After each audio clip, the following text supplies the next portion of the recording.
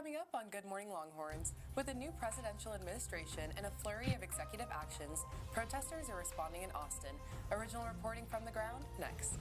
And making good on a campaign promise, the White House takes action on trans athletes in college sports, the new policy from the NCAA and what it means. And if you've been to the grocery store, you might notice a spike in egg prices, when you can expect some relief.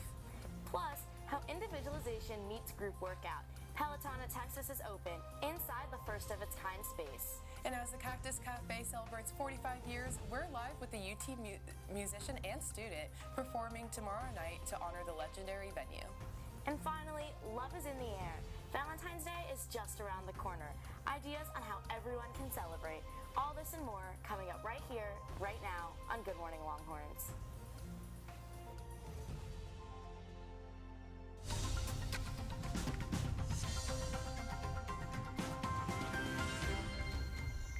Good morning, Longhorns, for this Wednesday, February 12th. I'm Priyal Talwar. And I'm Hallie Diamond. Thanks for joining us this morning. How are you doing, Priyal? I'm doing really well. Got up early this morning, and I'm so excited for today's show. How about you? Me too. I'm just so excited to get into all today's topics. Awesome. Let's get started. First this morning, over 150 students gathered at Littlefield Fountain before marching to the Capitol Saturday to protest mass deportations.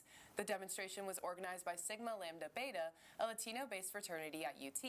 Yoban Hernandez organized the protest and said the idea came from his own experience growing up with undocumented parents. So the goal today is obviously make a voice for all the people that can, and also demand that ICE raids stop coming to campuses and that they stop around nationwide as well. You know, it's not fair for families to be broken apart. Texas Beta is coordinated with UT's Event Readiness and Response Unit, who offered the support of UTPD for the demonstration. Later Saturday afternoon, a second protest against mass deportations drew crowds to the Capitol once again. The demonstration was organized by the Austin chapter of the Party for Socialism and Liberation. A couple days before immigration protests drew crowds to the Capitol, hundreds gathered last Wednesday to protest Project 2025. The protest was part of the nationwide 50-51 movement. TSTV News reporter Ariba Barmal brings us more from the Capitol. Chants and signs advocating for trans rights, Palestine, immigrant rights, and much more filled the south side of the Capitol complex and the streets of downtown Austin Wednesday. For me, it's not so much just one topic, right? It's a human rights issue for me. Cheryl Gonzalez was among the hundreds of demonstrators who came to the Capitol for the 50-51 movement's protest against Project 2025. I've seen hate destroy us. I've seen hate kill us. And I've seen hate burn us to the ground. The nationwide movement called for 50 protests across 50 states, all on one day. Information circulated on social media, which is exactly how Gonzalez's friend found out about it. She let me know what was going on. She gave me the flyer, sent me the flyer through TikTok, and so we decided, hey, let's go, let's make a difference if we can. Gonzalez, who's new to organizing, also came out hoping to garner attendance for her own educational rally in San Antonio. This is just a human rights issue, and so I want to bring together some organizations if we can all coincide together and make this thing possible. Reporting from the Capitol, Ariba Barmal, TSTV News. A school voucher bill introduced last week passed through the Senate in a vote largely among partisan lines, days after Governor Abbott declared vouchers an emergency item. The bill, which allocates $10,000 per student in taxpayer funds toward private education in an application-based program, now heads to the House, where debate is expected. Both voucher advocates and critics believe they have the votes to succeed, despite substantial changes in voucher support since last session. And it's official, the NCAA has banned transgender women from competing in women's sports after President Trump signed an executive order last week.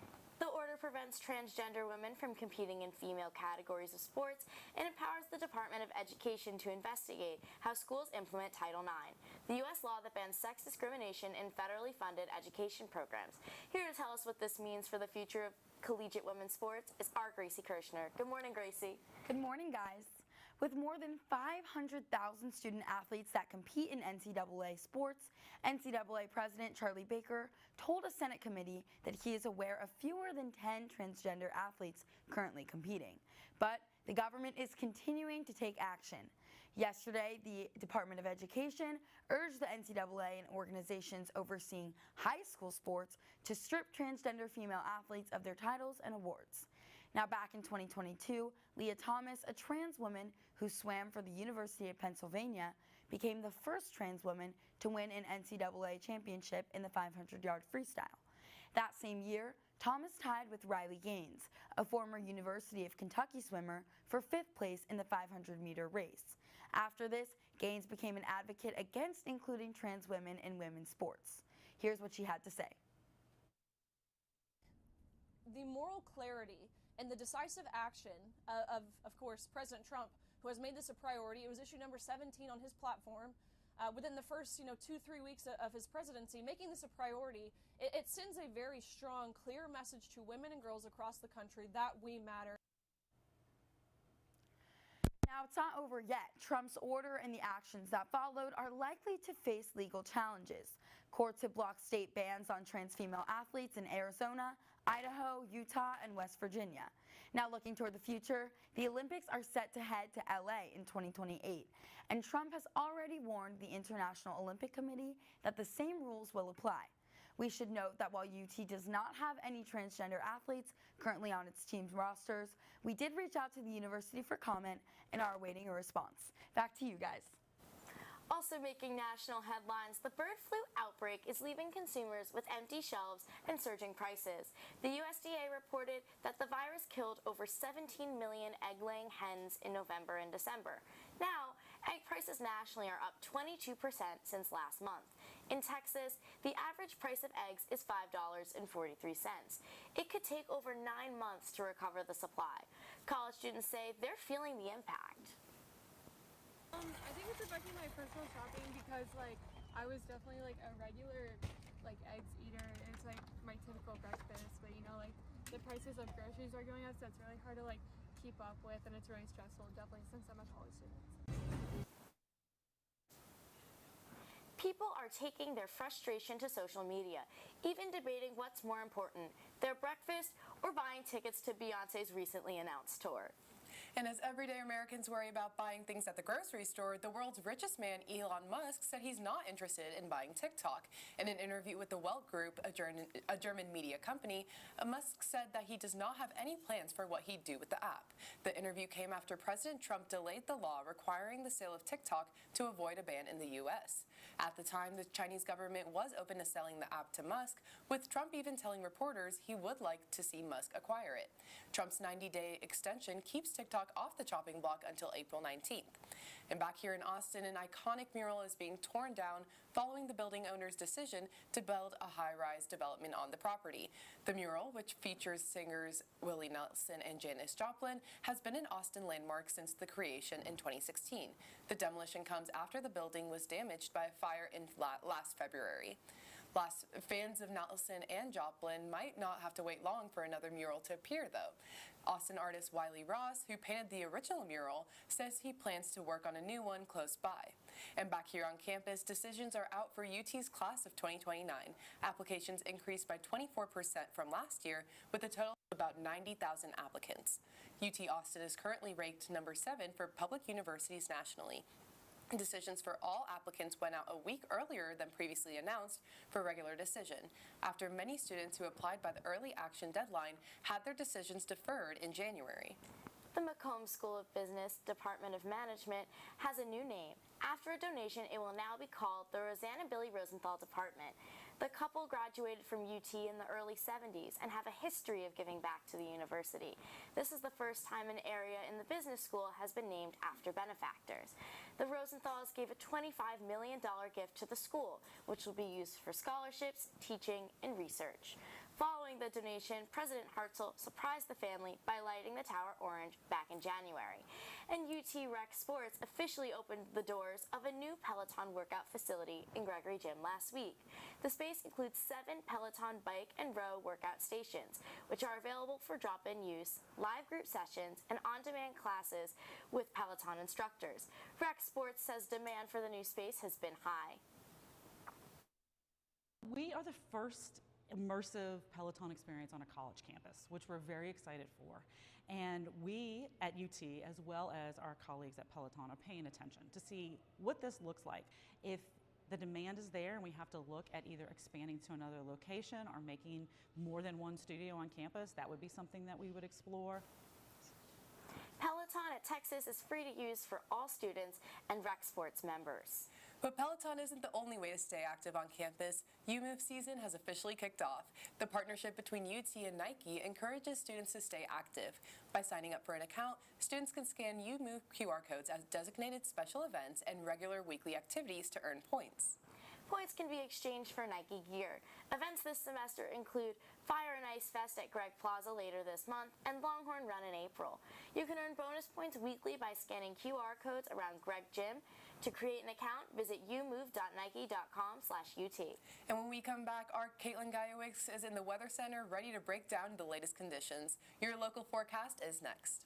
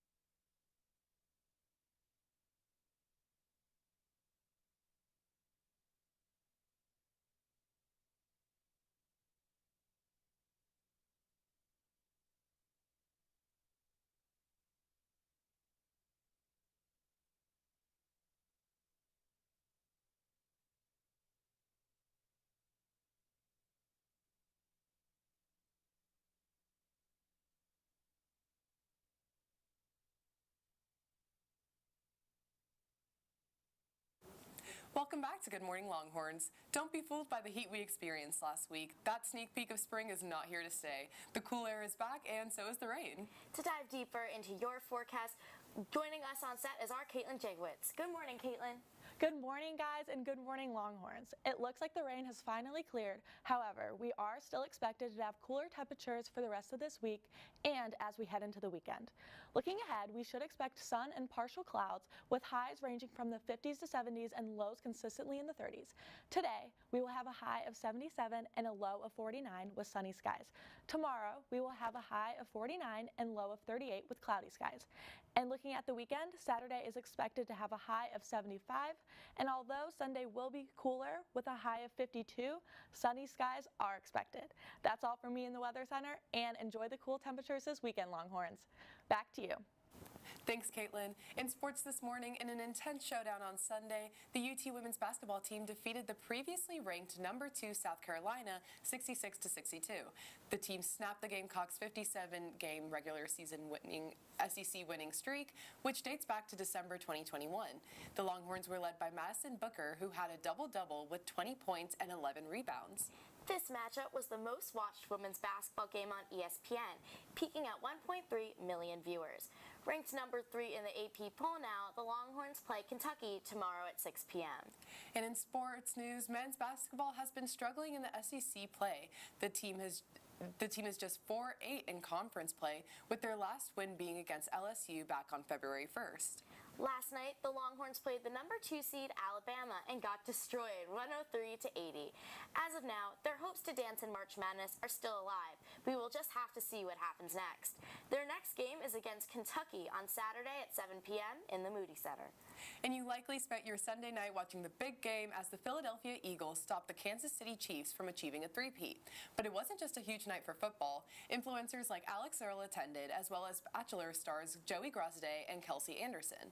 Taylor Swift, of course, was there to watch her boyfriend and Chiefs tight end Travis Kelce, yet was not so nicely greeted with booing when she appeared on the Jumbotron.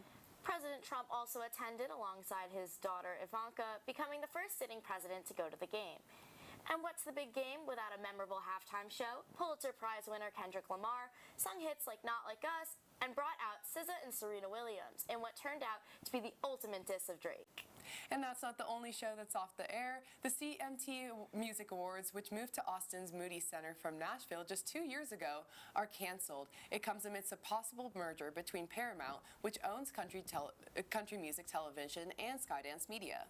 Other events on hold include select MTV shows and Nickelodeon's Kids' Choice Awards in Mexico.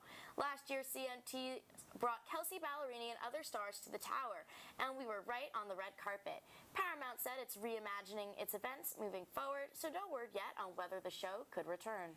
But the show isn't stopping amongst UT students. Celebrating Black History Month, students strutted down the runway and highlighted Black student fashion designers and their designs last Thursday in the WCP Ballroom. Presented by University Events and Entertainment, Cultured Couture was coordinated by members of Culture Shock. I want people to leave here with the mindset of like supporting each other, you know what I'm saying? Because it's a lot of stuff out there just having us tear each other down. But like that's why I brought these brands out here, to get the exposure that they needed, you know what I'm saying? And to also just build a safety net of people with our people. Showcasing clothing lines such as Bessentials, J Shell Creations, War Galore, Utopian Garments, Nameless, Vision, MV Solus, and Certified Heat Check, each designer said they took great pride in seeing their vision come to life. The Sensory Club, a place for those of all ages with disabilities and special needs, recently opened in Austin location. TSTV News spoke with Raza Hassan, one of the owners. She said the goal is for the club to be a safe space for all. It caters to a variety of needs and is equipped with a trampoline, swings, a rock climbing wall, and a multi-sensory environment room. And yes, it's open for all ages with different disabilities. Families are welcome, so if you have a sibling, siblings are welcome too. And the idea of the club, it should be like more of a community center, so members actually get to build their own community and their groups and use it in a fun and safe way. The club officially opened at the end of January and has already reached families in the area. Ms. Hassan said she hopes to spread the word through more events. And Valentine's Day is almost here, and it's all about celebrating love. There are plenty of events around Austin to help you do just that. Tonight, you can head to the Sign Bar for their Latch Onto Love event free of charge. This is an opportunity to find love or just have a fun night out. But don't forget about events for Galentine's. If you're looking to shop tomorrow, check out the Galentine's Mini Market at Taquero Mucho, where there's vendors, $3 frosés, DJs, and more. And from Valentine's Day to February 16th, check out Love Bites, a romantic haunted house at the House of Torment with themed drinks, performers, and other scary things to make your heart burst. We wish everyone a love-filled week. We'll celebrate Valentine's Day at the end of the show. But first, after the break, we're joined by UT student and musician Nicholas Chalier, hear about his upcoming performance and honoring a legendary music venue located right here on campus. We're back in 2 minutes.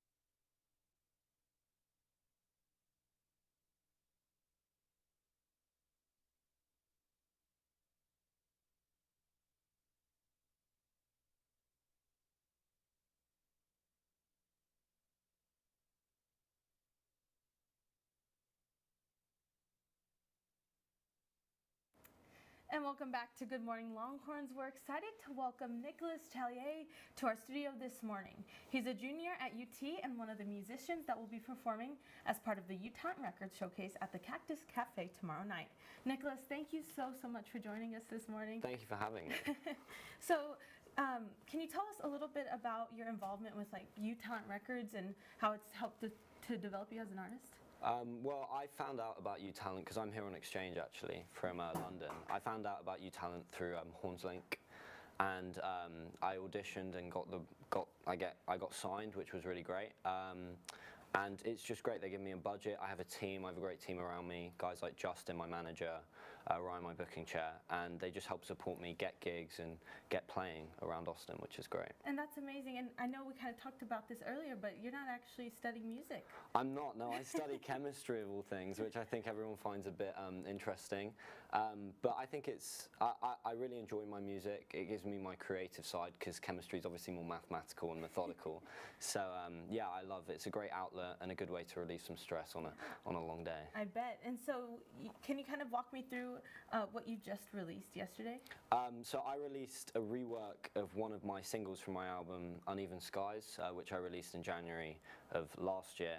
And UTalent, there are a ton of great people in the organisation. One of my good friends, Matt Zaza, offered to remix it for me, and I was like, please, go ahead. He did a great job, and I thought it would be a nice little surprise release to release yesterday. Absolutely. Yeah. And can you kind of talk about where you draw your inspiration from for your songwriting and, you know, kind of that genre that you're tapping into? I always struggle to define my genre. I've always grown up around music. My mum played and used to tour with a band.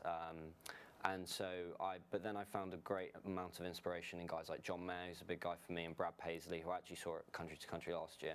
So I've just grown up around it, and I've always been songwriting. I wrote my first song at like 10 years old. So yeah, it's been just part of my life. So now getting into tomorrow night, you know, your performance at the Cactus Cafe, which is an iconic venue here at the University of Texas. How does it feel to be able to perform there tomorrow night? It feels great. I mean, the first place I ever played in Austin was the Cactus Cafe. I arrived in like mid-August and I saw there was an open mic there. And I went, it's a great venue. It's a true listening room, and so many Austin greats have played there. I mean, you have like Eric Johnson, I'm pretty sure played there back in the day, great guitarist. So yeah, I just think it's a privilege to get to play at a venue that those guys have been able to play at, and it's so historic and so well respected around Austin, which is great. I'm sure. Well, that's such a full circle moment for you, and thank you so much for joining us. Nicholas, guys, if you want to keep up with his musical journey, follow him on Instagram and website at Nicholas Chalier, and his latest single, Align, Reworked, available on all platforms. When we come back, we're talking all things Valentine's. Stay with us to hear about how to make the most of Cupid's big day on Friday. We'll be right back.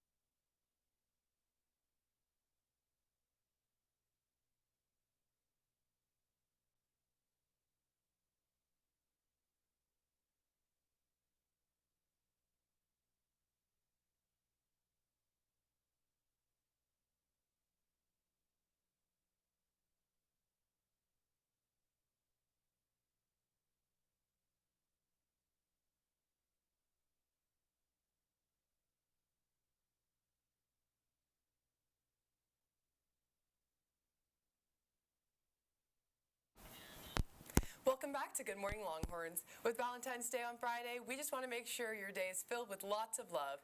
And to give us further details, we're joined by Abby Sines, and Caitlin's back with us as well. What do you have in store for us today, Abby? Well, good morning, everyone. Love is definitely in the air, and I'm excited to talk about some fun activities you can do this Friday while also making some Valentine's Day bracelets.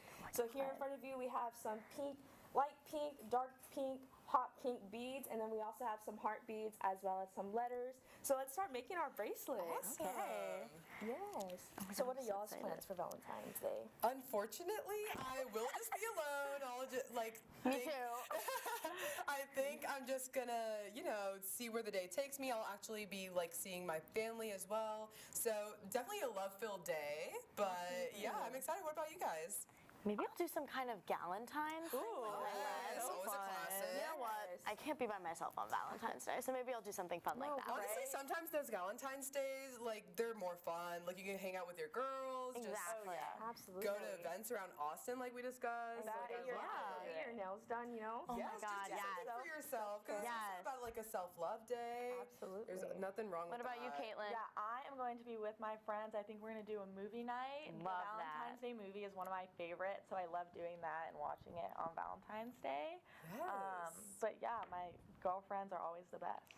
I love it. I did see there's a new movie out.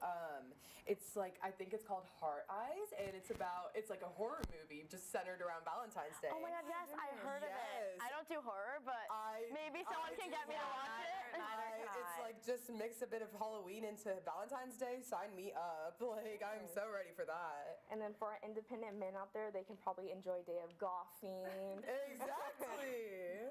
Oh my God. No, there's something for everyone. And then here at UT's campus Events and Entertainment presents Crushgrams on Friday.